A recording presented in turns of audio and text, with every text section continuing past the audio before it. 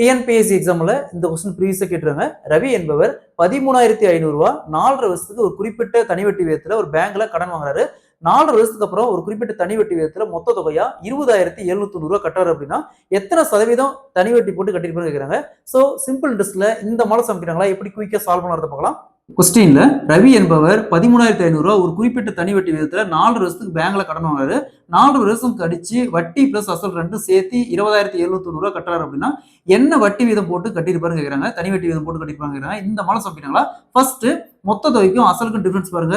20,790 minus 13,500 minus பண்ண மீதி என்ன வருது 7,090 வருது. 7,290 வருது. ஸோ இந்த 7,290 அப்படிங்கிறது 4.5 வருஷத்துக்கு, அதாவது 4.5 வருஷத்துக்கு 7,290 அப்போ இந்த 4.5 வருஷத்துக்கு 7,290 அப்படிங்கிறாங்க. அப்போ ஒரு வருஷத்துக்கு என்ன வரும்? ஸோ இந்த 7,290 அப்படி 4 கேன்சல் பண்ணிக்கலாம் 1,000 வரும். ஸோ ஒரு வருஷத்துக்கு வட்டி பார்த்தீங்கன்னா 620 ரூபா. ஸோ அப்போ இந்த 13,500 ரூபாயில 1,200 அப்படிங்கிறது எத்தனை சதவீதம் கண்டுபிடிச்சோம் அதான் வட்டியா இருக்கும். ஸோ இந்த 13,500 ரூபாயில 1,620 ரூபா எத்தனை சதவீதம் இன்ட்டு எத்தனை சதவீதம் கேட்டாவே into 100.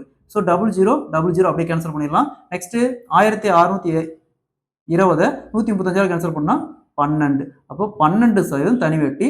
Option A is the correct answer.